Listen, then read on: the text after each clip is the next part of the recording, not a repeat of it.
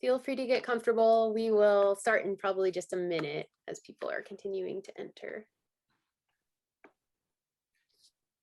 the room. Okay. All right, well, welcome everybody. Tuesday, April 13th. Thank you so much for being here. My name is Emily Ryan. I am the director of the Commons at the University of Kansas, where we work to bring people together across interests and expertise to inform broader conversations.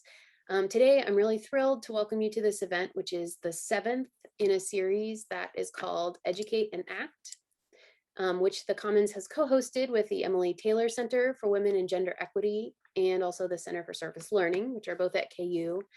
So I want to recognize my collaborators in this effort, Jamela Watson-Thompson and Kate Kemper at the Center for Service Learning. It's also Kate's birthday today.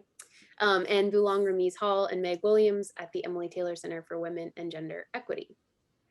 Joining you today from what is currently known as Lawrence, Kansas, where the University of Kansas is located, and more specifically, the university occupies land from which its original stewards were forced to move. It is the traditional homelands of Kansa or Kaw peoples, Shawnee peoples, and Osage peoples, from whom the federal government took the land in 1825. Today, as the state of Kansas, this land is home to many First Nations people, including those recognized by the federal government, the Prairie Band Potawatomi Nation, the Kickapoo tribe in Kansas, the Sac and Fox Nation of Missouri in Kansas and Nebraska, and the Iowa tribe of Kansas and Nebraska. And as well, there are many First Nations people living here today too, from Delaware, Quapaw, and Wyandot nations as well. So I say this in affirmation of all of their sovereignty. And with that acknowledgement, I'm really grateful to welcome you to today's session, which is an opportunity for us to act in accord with what we know about this place and also our responsibility to it. So the Educate and Act series was something that we envisioned in the fall of 2019, actually, thinking ahead to 2020 and the numerous opportunities to get involved at that point through the census and through elections and through addressing barriers to participation. And it became really clear that we could spotlight regular engagement opportunities after 2020 to really highlight the importance of active community engagement at all times, not just in an election year. So we continue to offer these events as a way to articulate how research and classroom learning can translate to civic engagement and to understanding policy, and ultimately to connect you with the tools so that you can identify your own agency as a citizen and a community member. It's a series that targets issues of inequity and one that connects information with resources for action. So how and where you can get involved. So with that context, I have just a couple of announcements and then we will get started. So just for Zoom protocol, if you could just leave your microphone muted at the beginning, we will have presentations from each of our panelists, and that will just help with noise interference. After the panelists have each spoken for a few minutes, then I'll ask them a couple of questions to just kind of get a conversation started, and then we will take audience questions. So please feel free to enter questions in the chat at any point, and we will get to them in the second half of the event. And at that point, you can either raise your hand or enter questions in the chat and we'll call on you to speak. So I have turned on automated captions for Zoom.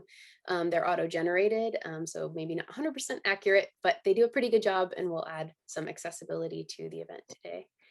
And then finally, this session is being recorded and it will be available later on the Emily Taylor Center's YouTube channel. So please note that. Okay, so at this point, I am happy to introduce today's speakers to you, and I will give you just a brief introduction to let you know who's here today. And then they will each share a little bit more about their work and their interests as they speak. They are all people who are committed to this work through their lives, but also through their jobs and their research and frankly, I think every way that they're living, right? Our speakers today will be Melek Ben Ayed, who's a KU student and is Student Environment Advisory Board chair, and also a mechanical engineering student. And then he's also vice president of the KU Sunrise Movement. We will also be hearing from Connie Fitzpatrick, who works at the Douglas County Sustainability Office and is also a student in Peace and Conflict Studies at KU. We will hear from Larson, who is an environmental geologist and a current Lawrence City Commissioner. And we will hear from Lyles, who is a professor in the KU School of Public Affairs and Administration and represents the Center for Compassionate and Sustainable Communities. And so I have offered them some questions to help sort of frame their remarks. But after that, then we'll kind of get into a little bit more discussion. So some of what I said initially in asking them to speak, thank you all, today were these questions. How is local government responding to climate change? How does legislation around climate get started? What are some local organizations that are working on advocacy? How can students get involved in climate policy action? And how do research and classes contribute to policy in action? So with that, Melek, would you like to get us started? Yeah, thank you, Emily. As Emily said, my name is Melek. I use he, him, his pronouns. I am a KU student coming all the way originally from Tunisia, which is in North Africa. We moved to the United States in 2010. I'm a first generation immigrant in the United States. Why I highlight all of this is actually historically, up until a few years ago, I have always stayed away from environmental spaces. And you're coming to a talk about environmentalism, and that's the first thing you hear. That's kind of odd. But why I wanted to touch on that is because I always loved social justice activism. I've always been in those spaces, but environmentalist spaces in particular have had an odd feeling to them, to a certain extent of feeling. I always felt like an outsider. It always felt like it was a space for straight upper middle class / rich white people exclusively, nothing else, right? And we see that a lot in even 5 years ago. We see a lot of that in environmental rhetoric, right? If you're a true environmentalist, you have to buy a Tesla or a Prius. If you're a true environmentalist, you have to go vegan, or you're not a true environmentalist, right?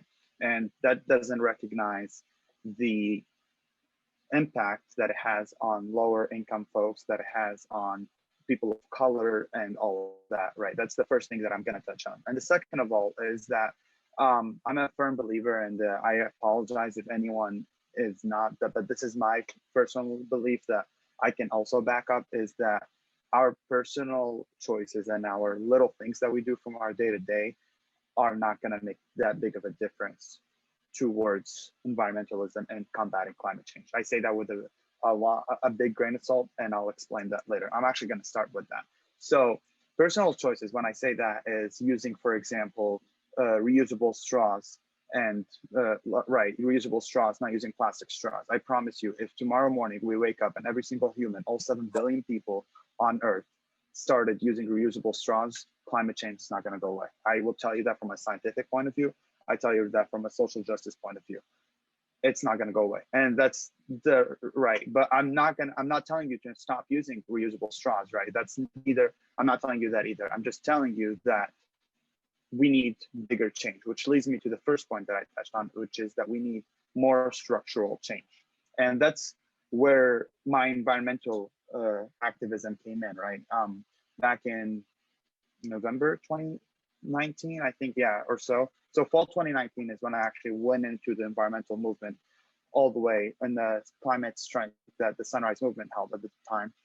But it's recognizing that environmental action and social justice are the same thing, or climate action and social justice are the same thing. What I like to call climate justice, right? We are not here to just do climate action, but instead we are here to do climate justice, which means the recognizing that impoverished communities, people of color, are here and should be given a space and a place in the table. And where a lot of people highlight that, for example, indigenous people have been doing this work for decades and centuries, and we need to recognize that, and recognize that these people actually have actually experienced to do some things like that, right? So all of that is to say that how can you get involved, right? My involvement has been more of getting climate justice movement and getting more structural change, in whether that's in local government, whether that's in also locally in KU in itself, and even focusing on state government and even federal government, and maybe even internationally, right? So as a student, I have been involved in the Student Environment Advisory Board. I just got the privilege to chair that this year, and pushing the University of Kansas to do things like stray away from the endowment of KU, to stray away from investing in fossil fuels, right? It's something that has been talked about by almost every student organization, every student senate that's been working, but recognizing that it's actually very hard, and that you have a system in itself that is very much trying to combat every single step that you're trying to do. I'm a mechanical engineering undergraduate student. I do a lot of research. I do research, and I hope to do renewable energy research in the future. But I tell you this, everywhere, in every single space in mechanical engineering, it is dominated by fossil fuel industry, right? It is very easy to get your hands on research that has to do with oil, that has to do with fossil fuel, anything fossil fuel related. But try to get into anything that is renewable energy related, and it is a pain in the butt, that it's very hard to do so. So all of this is recognizing that you have a whole system that's working against you, but at the same time, the people, the people that we're fighting against, the future that we're fighting for, is with you. So with all of that, while a lot of it sounds discouraging, it's actually encouraging, because there's a lot of people that want to make a change, they just don't know how. So I'll leave it with this final remark of, if you want to make a change, there's a lot of people that want to make change like you, and I promise you that. Sometimes it feels very depressing. It feels like everything is going against us, and there's no way to change anything. But that's not the case. I promise you, there's a lot of ways to change, starting from joining a local organization. I'm going to do a real quick self-plug. The Sunrise Lawrence, Kansas is a Sunrise Movement Lawrence, Kansas. We take everyone from all ages, but we are focused on young leaders, and we are a movement of young activists, particularly 30 and younger. And I think that is beautiful, because as I touched on before, it's been always the environmental movement has always been led by older folks. While that's great, it always excluded the younger folks, in my opinion. So because of that, I think it was great that the Sunrise Movement focuses on a lot of this, and it helps push a lot of politicians to show that, hey, this is our future, and we are the most impacted, and therefore should be fighting the most for it. So if you're interested, if you're anyone who wants to join the Sunrise Movement, I'll drop something in the how to get involved and whatnot. So yeah, thank you. Thank you so much, Melek. Connie, would you like to speak next? Sure. I do have a little image to share about our office, if you could share that one really quick. Yeah, so I just wanted to share that it's not just me. I'm obviously the intern, and I work closely with Jasmine Moore and Kim Kreiner, and now new addition, Jamie Hoffling, which is a wonderful small office that does a lot of work. We work with both the city and the county. So it's a city and county joint office. Okay.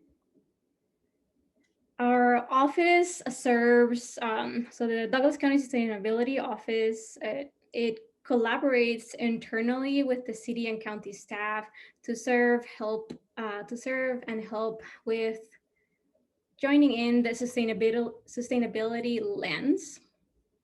And for example, my coworkers Kim Kreiner and Jasmine Moore are working closely with the city strategic plan, which will inform how the development of the city will be in the following years to come.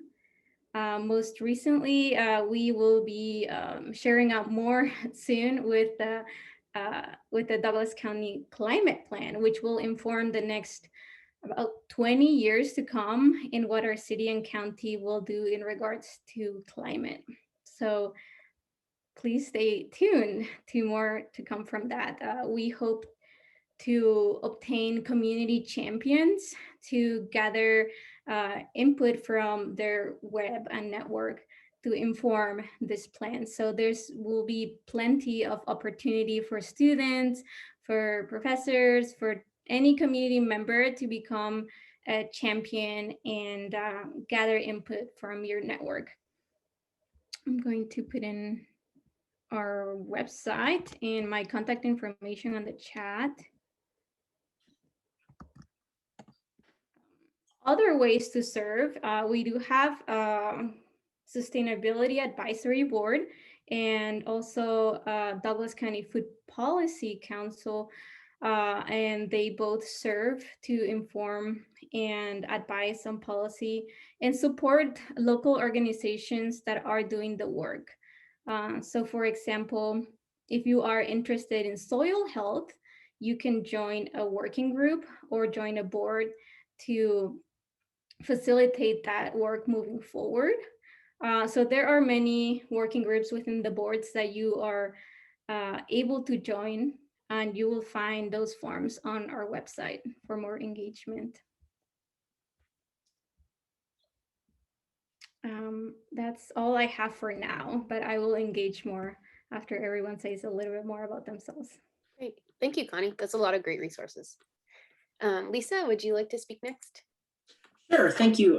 First, thanks for letting me be a part of this talk today. I really appreciate the opportunity. My background is that I'm a licensed professional geologist, and my career was in environmental remediation and investigations for various projects throughout the state. I originally started working as a state employee, working in the environmental field, and then I broke out on my own with a business in 1992 as an environmental consultant.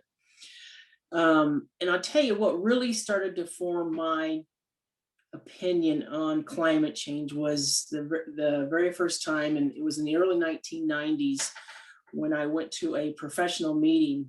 It was a very large professional meeting, and they had a keynote speaker there. And the keynote speaker was there to talk about glaciers, glaciation.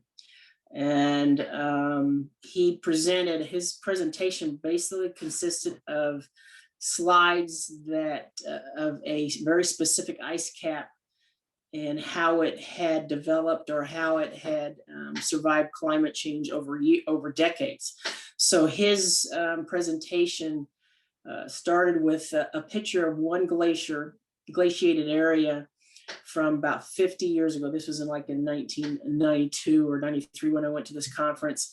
But then each year they photographed the very same location from the very same angle for several decades each year. And I was shocked to see the change in the glacier and how it melted over the years. And that's when it really started hitting home for me about climate change and its impact on our Earth. And it made me start to think differently about my career, about my business. And it's kind of brought me, I think, to where I am today, you know, with trying to make as much change at the policy level, which is where I'm at. I'm as a city commissioner now.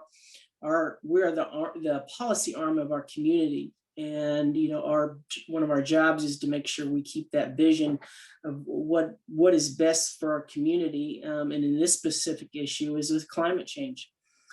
And so this, as the city organization, our commission has passed several policy statements as well as ordinances over the past several years regarding climate change. The very first one that I recall that was passed was in 2006 when Mayor Boog Heiberger had passed or had signed on to the Mayor's Climate Protection Agreement. And from there, we have signed or changed ordinance over 13 or 14 times over the last 15 years as to taking measures on how we can continue with climate adaptation, as well as you know what we can do to better our community in these efforts. And just in the last few years, we've made several policy decisions that I think are really important for our community to recognize. And one of the biggest we did was last year in 2020 was when we signed on for energy efficiency goals to where in 2035, our goal is to be completely energy efficient for the entire community. And we are definitely working towards that. And in order to meet that, we are putting together a strategic plan that basically will use those goals or take those goals into account in every aspect of our budget. that along with several other strategic plan ideas that the commission wants. So, you know, we are working really hard to continue to incorporate policy decisions. And that's where, you know, from the city commission point of view, and that's where we can make a really difference. And then we can develop ordinances around those policy changes in order to ensure that we are implementing what we need in order to address some of the climate issues. But you know, we all know that not one person or one organization or one local government can make it all happen for the world. It's going to take all of us. And just like Melek said at the very beginning, you know, some of these small things that we do by themselves is not going to solve the problem. It's going to be a need for comprehensive change. And so I'm really proud of what Lawrence has done over the years. We've signed on to the Paris Climate Agreement. We have signed on to the Clean Power Plan. You know, the city even underwent in 2000, I think it was 16, we did an entire energy audit of the city, and we invested $11.4 million into changes that were needed in order to make our buildings more energy efficient. And these changes will save the city about $400,000 a year in energy use. So those are just some of the things that we are doing as a city commission. I'm really happy with the folks that we have in the commission right now, and that we all of the commissioners seem to have that same goal of wanting to become to help address or be part of the solution of this climate situation. Thank you very much, Lisa. Ward, are you good next? Yeah, great, thanks. Hi, everybody. I was looking around and it's awesome. I know like more than half of you personally, some of you have been able to interact with in class, some of you collaborating on stuff going on here in the city. Mr. Larson may be hearing from me once in a while as a citizen who has opinions. You know, this is simultaneously a moment of tremendous kind of fear and positive energy. I mean, I've been watching climate change stuff for 25 or more years since I began to learn about it in high school. I was a geology major as an undergrad, did my environmental studies type master's degree, got a PhD in city planning along the way. I did a lot of civic activism in my early 20s. Worked at an environmental nonprofit, helped get an organization off the ground, did a lot of local politics. And it was a transformative experience for me. And it brought me around to the view that if we don't get our cities and our suburbs and our small towns right, then caring about the environment out there as if it's some separate thing is just, it's not going to happen. And so this time is super scary because climate change is not a thing in the future. It's real, it's happening. The impacts are so tied up with issues of class and extractive capitalism and racism and colonization that are just huge, huge, huge things, centuries in the making.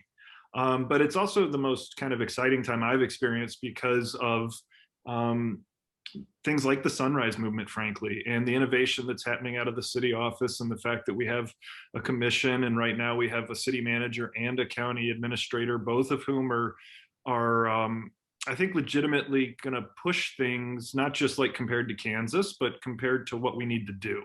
It's a pretty low benchmark to say that we're the most kind of out there progressive place in Kansas. One of the things we have to be honest about is if you've taken a lot of classes, especially at the undergrad level, for the most part, what you've probably had happen is you've been exposed to tremendous, and the patriarchy. Thank you, Megan. Sorry, I didn't, there's so many layers of just damage and trauma. As we learn about so many of these problems, and professors, we do this a lot, is we talk about all the problems, but we don't necessarily like help students figure out career paths in public service or a skill set that can help you, or even small steps you can take to feel engaged. You've already got some great ones here. I can't recommend enough. I mean, I spent a lot of time in Madison, Wisconsin. I've lived in other university communities, and I don't know what the history is, but students in this town, at least since I've been here last almost 10 years, are really underrepresented voices, given how large the potential political power of students are in this community, just the raw numbers. And you serve on a city board, you run for city commission, you reach out, you talk to your representatives. There's just lots of ways to get involved, and it's tremendous, tremendous for your own kind of personal growth and feeling connected, but also tremendous for your resume, and helping build a set of skills. Emily had asked me if I'd speak a little bit about kind of classes and different things that you might navigate. Clearly well, not clearly, but you can do the city commissions and boards. That might be really intimidating. I had assigned students in my classes to watch one.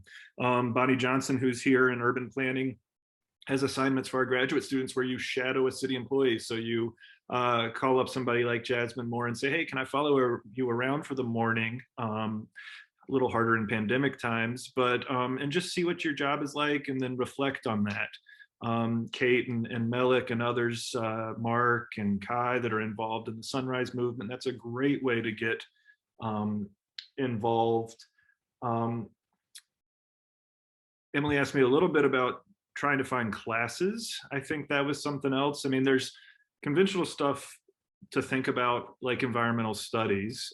There are a lot of courses there, but I would highly recommend looking to different departments that offer kind of undergrad / graduate cross-listed public service degree classes. A lot of people are really just unaware that there's a lot of great environmental and eco-grief work to be done in social welfare or counseling and psychology. Jamila just put the heart in applied behavioral sciences. There's just in shameless, Morgan Farnworth here from public administration, Bonnie Johnson. I mean, our little marker is save the world, be a planner. And of course you can't save the world individually.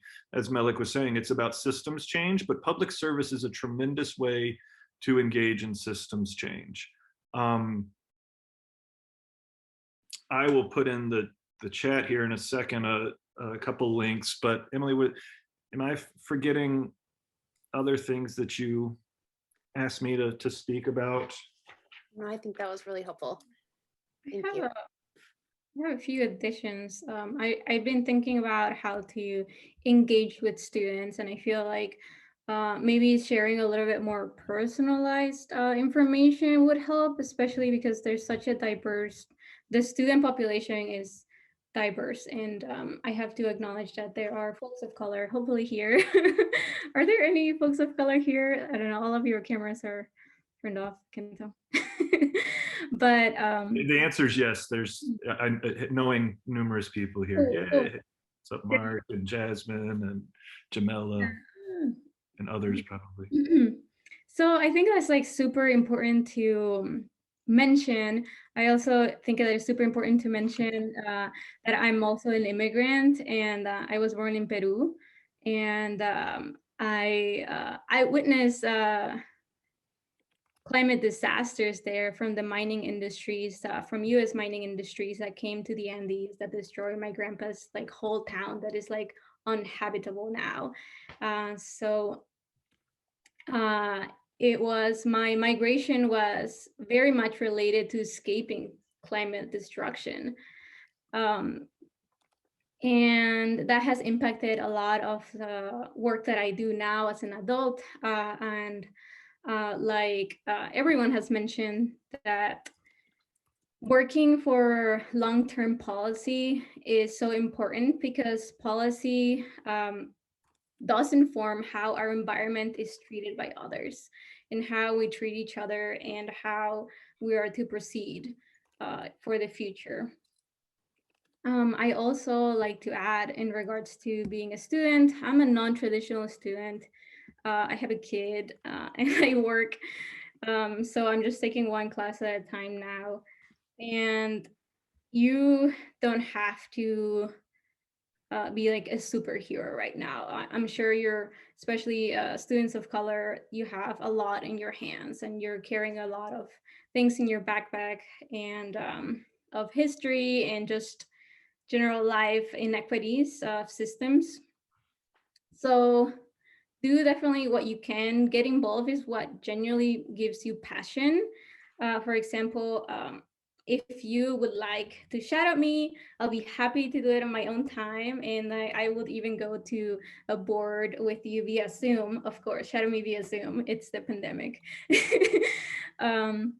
And attend boards with you. I'll be very happy to share that. I also, Jasmine sent, so I'm gonna put a link of Earth Day events that the city and county are sharing. So there's more Earth Day events there because Earth Day is usually downtown and super happy, but the pandemic. So there's this fantastic webinar for folks of color in green spaces. Okay, it's just sent us a different link that it's free that you can sign up. And I think that will be a fantastic resource for you as well. Oh, okay, last one. There's an opportunity for gleaning. Gleaning is basically harvesting the produce of farms that was left, that was maybe not desirable for market, or not sufficiently big, or maybe doesn't look so pretty, and gathering that to save food and also work with compost. So if you have been spending all of your school time like everyone else just on Zoom and just staying in your apartment or home or wherever, and need to spend some time outside, maybe in a farm, that would be a fantastic opportunity for you to sign up. Yes. Thank you very much, Connie. Yeah, and I'm really happy to see so many resources being shared in the chat. There's a lot there, and feel free to be clicking links and keeping those ideas. If anybody has questions they want to submit, or just raise your hand if you've got one, feel free to, at this point, you can do that. I might ask one to kind of just get a conversation started. Oh, actually, Meg, you should go first. What would you like to ask? I winked at Ward there with the patriarchy comment, but I just want to, as the representative of the Feminist Center on campus, bring the issue of patriarchy into the space. In particular, I'm thinking of work by Sylvia Federici, who looks at the closing of the commons and relates that to the witch burnings that happened. And so just want to highlight how these issues, right, that we talk about, often patriarchy does get left out, and yet it's very much at the root of the problem. And that's not just a critique of Ward in any way. I'm talking in general. People often leave patriarchy out of the equation. So I don't really have a question. Maybe how do you see patriarchy playing out in your work, right, in your activism, in your spaces, as it relates to climate justice? So thanks so much. Thank you for that question, which I think is for everybody, anybody, really. So feel free if anybody wants to unmute and speak to it.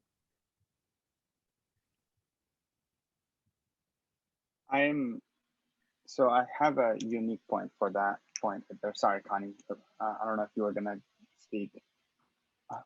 I think one of the, thank you for Megan, thank you, Dr. Williams, for bringing that up.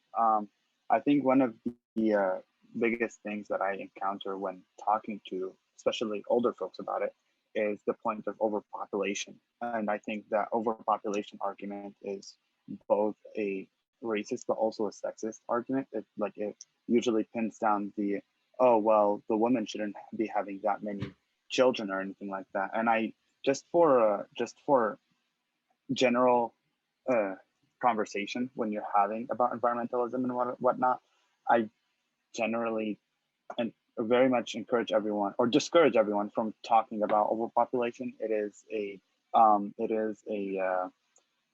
a colonial talking point, which stems from both racism and sexism. And I think, so just a little point on that. But yeah, thank you, Dr. Williams, for bringing that up.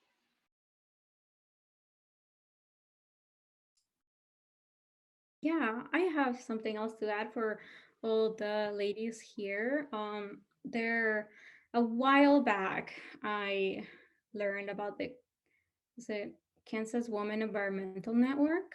Am I getting that correct?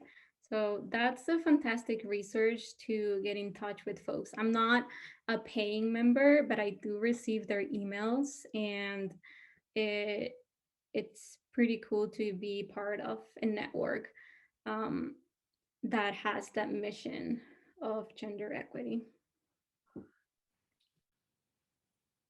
And I'm looking around, I don't know everybody, but I'm probably the oldest, the closest thing to the old white guy kind of vibe that's in this room. And that's, it's a familiar space for me, which raises interesting questions and problems. I find myself a lot, because I work on emotions, equity, anti-racism, and I find myself a lot of the time as a sole or one of a few white guys at all, and certainly older white guys. And it's both, like, I benefit a ton from being in spaces that aren't gendered in those sort of toxic masculinity ways. But unfortunately, so many of the people that look like me are the ones that have so many levers of power. And so that's something that I think it's just, I don't have the answer or anything like that right now. But I mean, our university has gotten, the leadership of our university has gotten whiter and maler since I've been here. We're going the wrong direction. Or more male. Male is probably not not a word, but the thing I've talked with students, whether it's students of color, students gender non-binary or otherwise, is just showing up with your body is transformative in the system. Representation matters, but you shouldn't feel obliged to put your body in that space if it's harmful to you. And it becomes paradoxical in how to resolve that. But just because there's a student who's gender non-binary and is completing a master's and would be an amazing doctoral student doesn't mean that they should continue to do that, so that it is how the system changes. But yeah, I mean, the point raised about patriarchy, I mean, it's hard for me to see where patriarchy, racism, colonialism, extractive capitalism, where the boundaries of those end. And then and sometimes this comes up sometimes too, is that you don't have to actually look like any of those words to propagate the damage. Sometimes the harshest mentoring I see in academia on women comes from other women, or within communities of color, people can be hard on each other and exclusionary also. So it's a lot of the concepts and the ways of being that are so destructive that I think we have to think about and talk about. Thank you. So take the feminist leadership class for sure. Yeah, this is awesome. Feel free, I don't want to talk over people. I have a few questions that I can ask, but if other people want to, this is space for you. So feel free to do it. Since earlier, the issue was raised of with City Commission and approving the energy plan for before 2035 going to renewable energy. I wonder, Commissioner Larson, if you wouldn't mind speaking just for folks who are here to understand how that process happens. How does policy come to the commission so that they can then decide to approve it or not? And I mean, I'm sure it can take many forms, but if you wouldn't mind just speaking a little bit. Well, where it will all start, or where it has started, is with our strategic plan, which we're in the process of updating, and we're going to, the strategic plan essentially is our vision for the city, the commissioner's vision for the city, the long range vision. And so every aspect of our budget will be looked at through the lens of our strategic plan. And a big part of that is the aspect of our climate change and how we're looking at climate adaptation. So anytime we spend any money, it's got to have some way help to meet our goal, that 2035 goal. in 2000 and like I said, in 2000, I think it was 16. We were part of a star rating, community rating system, and in that program, essentially, it rates local governments on economic, environmental, and social issues, and we got 4 stars out of 5. But our worst category in that was equity and empowerment. We scored the lowest of all of the scores we could get on equity empowerment. We only scored 44%. So again, that goes back to when we are looking at our strategic plan, we can look at these weaknesses that we find through these various programs we work and help to strengthen that in the future. So the equity empowerment, that it also is part of our strategic plan. Since then, we have now hired an equity director for the city. And hopefully that will help address some of those issues that were pointed out to us when we did the STAR community rating. In fact, that was done through Connie's office. The sustainability office was the STAR rating, community rating program was done through Connie's office, and they did a really good job on that. So, that's how we're watching it, through the different policy measures. And again, I'll put a link in here for our strategic plan and how we're going to rate every program that comes before us so that we can ensure that we're working towards those 2035 goals. Thank you. And I have Connie, a quick, can I just make a quick follow on? And that is that a ton of the work that Lisa just mentioned in one way or another is connected to someone who's come out of a planning. So Jasmine Moore, as director of the city sustainability, has the applied behavioral science undergrad degree, but then moved into a planning master's degree. And a former student that worked with me, Emily Willis, as an intern working for the sustainability office, worked on the STAR rating program. So for those of you who are interested in local issues and environmental issues, I definitely encourage you to either reach out to me or to Bonnie Johnson, because we've just got a great track record of working with the city and people getting professional development. thank you. And I was just going to ask Connie to mention too, you had, I think in your remarks at the beginning, mentioned that the Office of Sustainability is working right now with strategic planning for the city. Is that a process that is in the works still, or is it just sort of like, as Lisa had just mentioned, it is the plan that is being used now? Oh, my understanding, Lisa, correct me if I'm wrong, it's that it's still in the planning.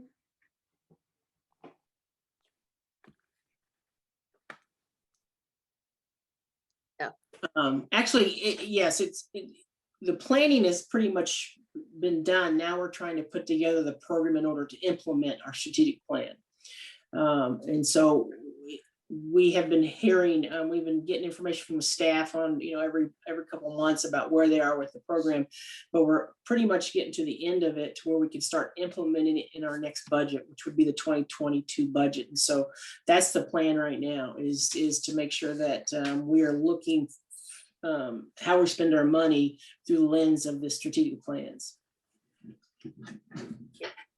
And Ward, I was going to ask you, I guess, since we now know that the city's passed this Green New Deal, what does that mean from a city planning standpoint? It's, and I think everybody here probably that's on the panel can talk about this.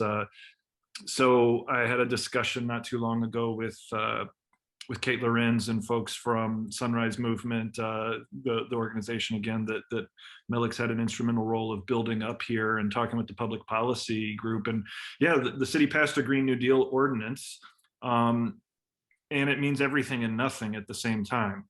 When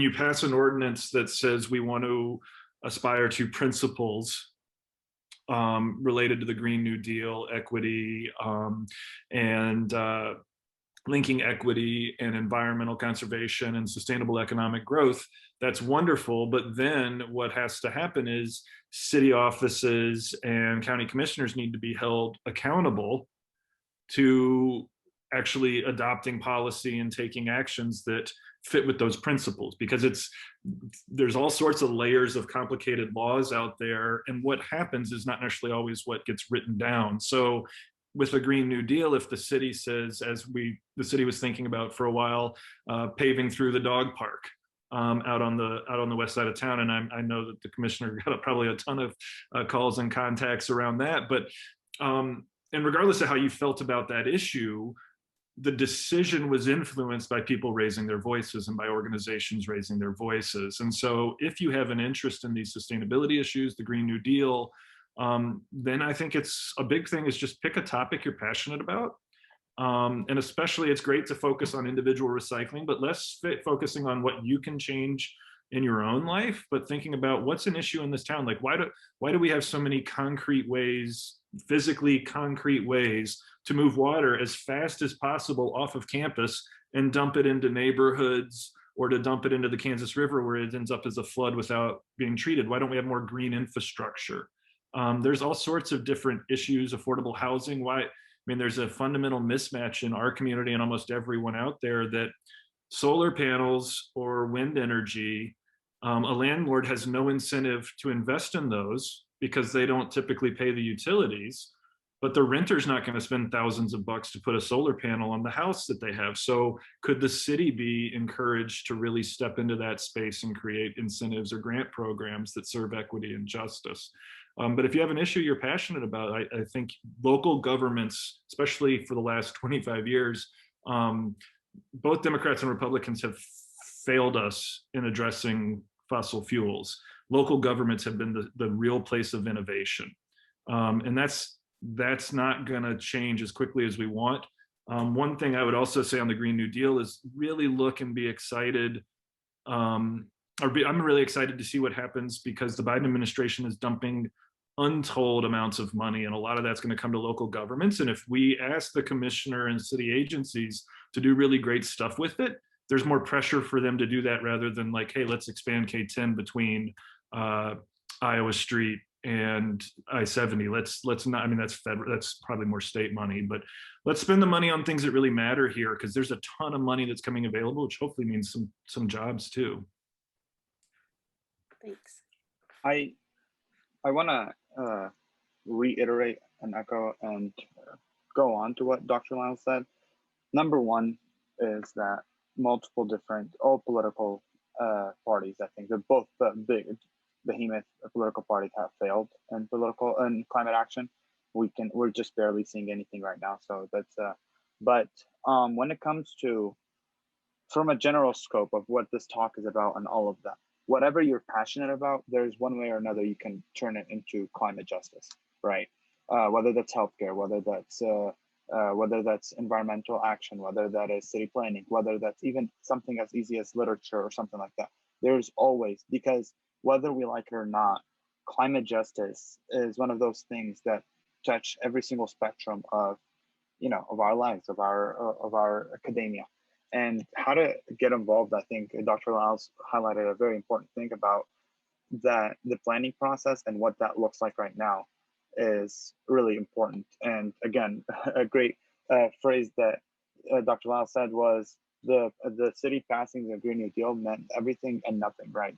I remember how many hours the Sunrise, a lot of people showed up, mainly Sunrise Movement, the Sunrise Movement members showed up to hours and hours of city planning. We stayed on Zoom for, I think we were planning to stay on for an hour or two. I think it ended up being 4 hours or so. Long night, right?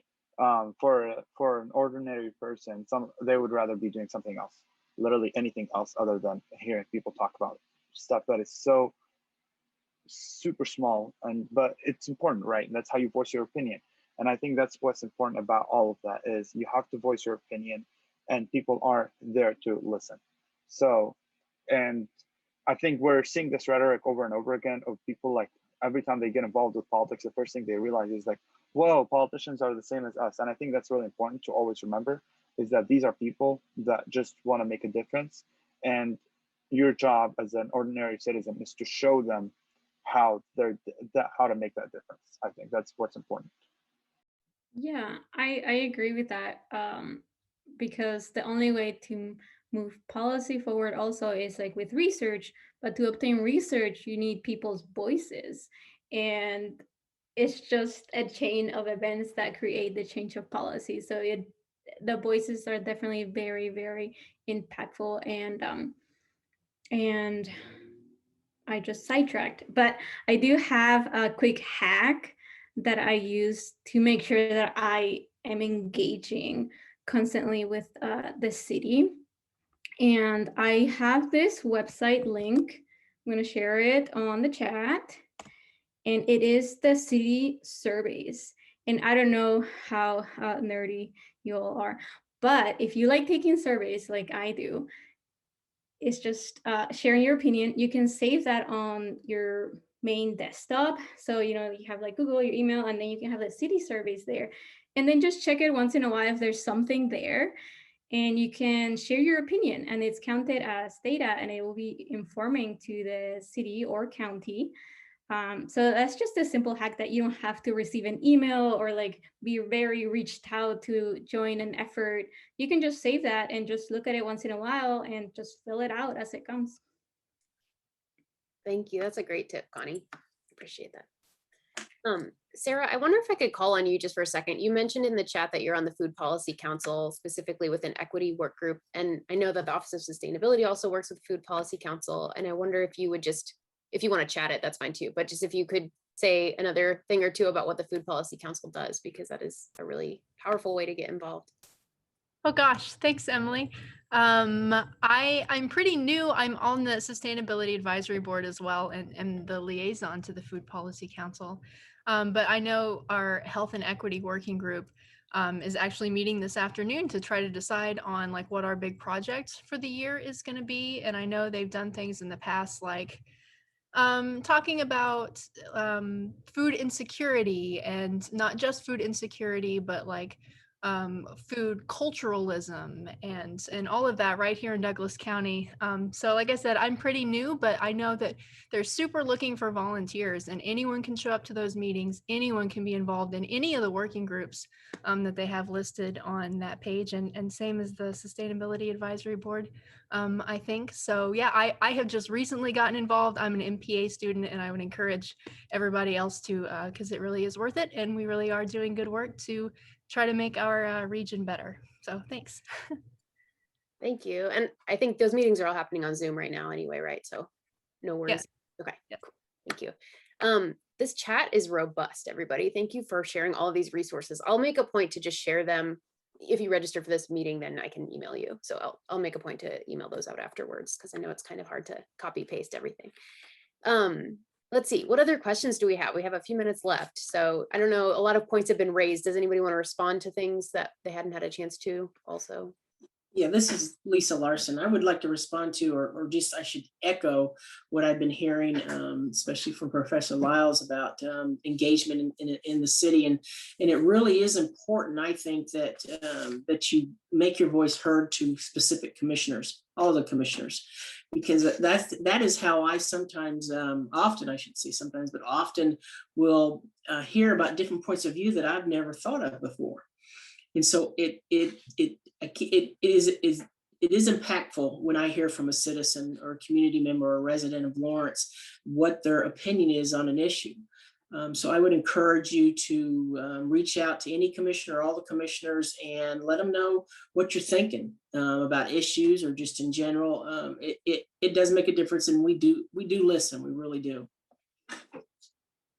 Now I should add on that we listen, but sometimes we may not agree with you, but it gives us a different point of view on an issue, and sometimes it's changed my mind on some occasion. Emily, you should plug the Wednesday event, because it goes with what was raised just a minute or two ago in the chat. Thank you. Yeah, I'm trying to keep up with the chat, and you're right too about the fact that it is a very KU dominant space right now. So thank you. I just want to acknowledge that. I wanna. Yes, go, please. I'm actually, this is, as I said, every climate action, climate justice touches on everything, and food insecurity is one of the biggest ones. I'm actually part of the Lawrence Free Fridge that we have started right now. It's now only a pantry, and we're trying to work with the city to finish up everything else. But I dropped the Facebook link, and I do encourage Lawrence. It is right now KU student dominated for the volunteers, but we do love anyone who is a Lawrence resident to drop, it's behind Latchkey, just drop off any food that you can. And we'd love that to help our houseless folks and everyone else. So yeah. grab what you can, take what you need, and drop off what you can, please. Thank you for sharing that. That organization found me through Instagram. I didn't realize you were part of it. Very cool. So Ward just mentioned this event, which is happening tomorrow around the same time, starting at 12:30. It is a conversation with Heather McTeer-Toney, who is an incredible leader. She's from Mississippi and has done a lot of work through the EPA for the Southern District. And actually Jasmine Moore, who's here today, is going to be hosting a conversation with her. So tomorrow from 12:30 to 1:30. There's a link right there, and you can attend if this is a convenient hour for you. Does anybody want to offer any final thoughts, panelists, or we're kind of running up on time now, I see.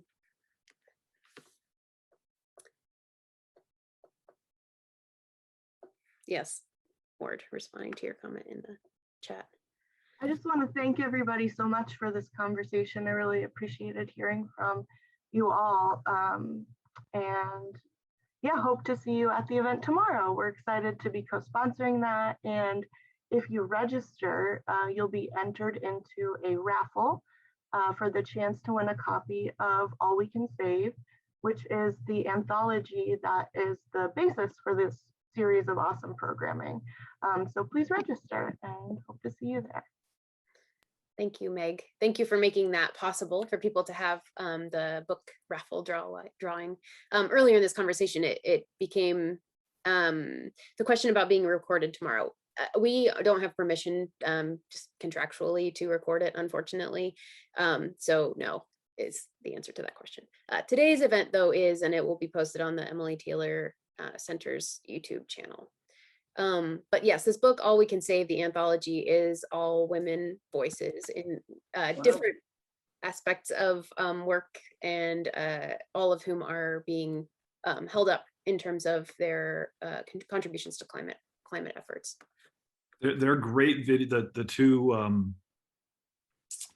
two authors, or editors rather, of the volume, Drs. Johnson and Wilkinson, they both have done it. If you do a quick, just pull their names and do a quick video search and look up feminism and climate justice. They both have 20-minute or less awesome videos talking about the same themes that we're raising here, and they're accessible, and one's a TED Talk and the other's at a conference. But I linked the book just there too, so if anybody else is interested. All right. Thank you all for being here. I'm just looking to see if there are any people who are trying to speak. Thank you all so much for being here. This has been a really, really dynamic conversation, and I hope it's the first of many along these lines. Please reach out if you want more on these resources that are showing up in the chat. As I said, I will send an email to everybody who is here registered, and that way you can have access to them too. Awesome. Well, have a good afternoon. Enjoy the sunshine. I'll give you 1 minute, 2 minutes back. So please open a window or something and enjoy the outdoors. Thank you all very much.